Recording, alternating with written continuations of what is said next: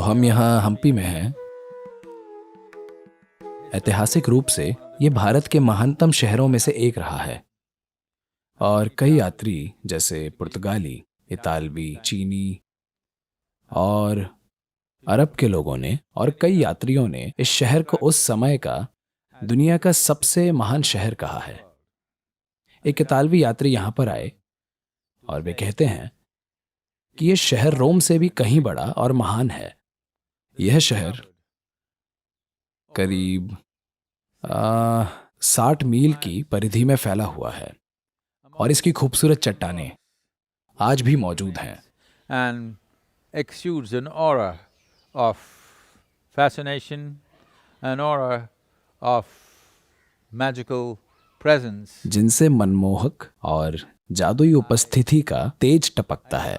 मुझे इस बात की हैरानी नहीं है कि उन्होंने ऐसी चट्टानों के बीच ये शहर स्थापित क्यों किया, क्योंकि ये चट्टानें सुरक्षा देती हैं और इन चट्टानों की एक जादुई मौजूदगी है। ये पूरी जगह चट्टानों से भरी है। शायद हम आपको बाद में कुछ शॉट्स दिखाएं। ये जगह चट्टानों से भरी है, शानदार चट्टानें।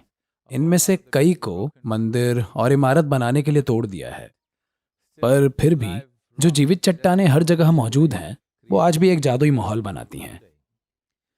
इस जगह का इतिहास बहुत पुराना है, करीब 6000 साल पुराना। यहाँ ऐसी गुफाएं हैं जहाँ आज भी 4000 वर्ष से ज्यादा पुराने चित्र और नक्काशियां हैं और इसे देखकर ऐसा लगता है कि अगस्त्य मुनि खुद यहाँ आए थे।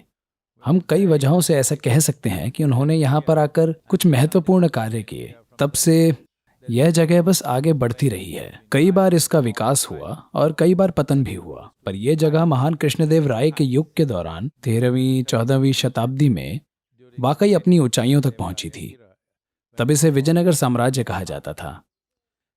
14वीं शताब्दी की शुरुआत में दो भाई थे जिन्हें हक्का और बुक्का या हरिहर और बुक्का के नाम से जाना जाता है। वे काकतीय साम्राज्य के राज्यपाल थे।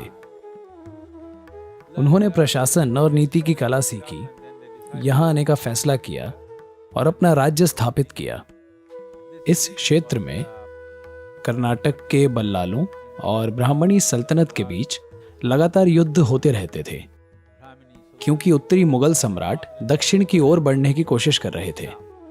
कई तरीकों से कई वर्षों तक, 200 से ज्यादा वर्षों तक विजयनगर साम्राज्य दक्षिण में इस्लामी आक्रमणों को रोकने वाला एक मजबूत किला बन गया। यह भी एक कारण है कि दक्षिण में इस्लाम का असर और रुतबा बहुत कम रहा। विजयनगर साम्राज्य ही इसकी मुख्य वजह था, क्योंकि उन्होंने अपनी सेना को इस तरह से तैयार किया था। और यह शायद देश का इकलौता ऐसा साम्राज्य है जिसने देश के दोनों तटों पर कुछ समय तक राज किया। तट से तट, पूर्वी तट से पश्चिमी तट तक वे पूरी तरह से इस जगह को कंट्रोल करते थे। इसलिए समुद्री व्यापार पर यही हावी थे।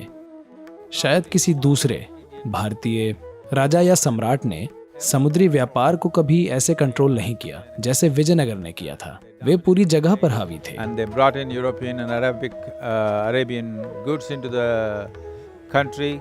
और वे यूरोपीय और अरबी सामान देश में लाते थे। वे एशिया, अरब और यूरोप के साथ बड़े पैमाने पर व्यापार करते थे। तो उस समय यह पूरा साम्राज्य इतनी अद्भुत तरह से मौजूद था कि इसकी महिमा आप आज भी अनदेखा नहीं कर सकते। तो ऐसा कैसे हुआ, इसके बारे में एक कहानी है। दो भाई थे जिन्हें इस्लामिक सल्तनत ने गिरफ्तार कर लिया था और उन्हें दिल्ली ले जाया गया था और फिर उन्होंने मुस्लिम धर्म अपना लिया। 15 साल से ज्यादा समय तक वे सच्चे मुस्लिम बनकर रहे, क्योंकि उनके लिए जिंदा रहने का सिर्फ यही तरीका था। फिर उन्हें यहाँ राज करने के लिए दिल्ली सल्तनत के प्रतिनिधियों के रूप में यहाँ का गवर्नर बनाकर भेज दिया गया। Delhi sultanate. And then they met Sage Vidyaranya. तब वे ऋषि विद्यारण्य से मिले। तब उन्होंने पहला कदम उठाया। विजयनगर साम्राज्य की पहली नींव इस तरह रखी गई थी। उन्होंने इस जगह को कैसे चुना, ये दिलचस्प है। अनेगुंडी नाम की एक जगह है, हम अभी उस जगह से कुछ ही दूर हैं। जब विद्यारण्य और दोनों भाई वहां पहुंचे, तब वे अपने कुत्तों के साथ शिकार करने गए और वहाँ 5 कुत्ते और एक खरगोश था और राजा के 5 कुत्तों ने उस पर हमला कर दिया। वे ये देखकर हैरान हो गए क्योंकि आमतौर पर अगर 5 कुत्ते हमला कर दें तो खरगोश पलों में मारा जाता है। पर यह खरगोश उठ खड़ा हुआ और 5 कुत्तों से लड़ने लगा। फिर कुत्ते खरगोश का खूंखारपन देखकर पीछे हट गए। तब उन्होंने फैसला किया कि यही वो जगह है जहां वह अपना राज्य स्थापित करेंगे। इसी घटना के आधार पर और इसी प्रतीक के साथ, यानी चाहे आप कोई भी हो, अगर आप उठ खड़े होते हैं और आप कुछ भी करने के लिए तैयार हैं तो आप लड़कर जीत सकते हैं और साम्राज्य बना सकते हैं। इस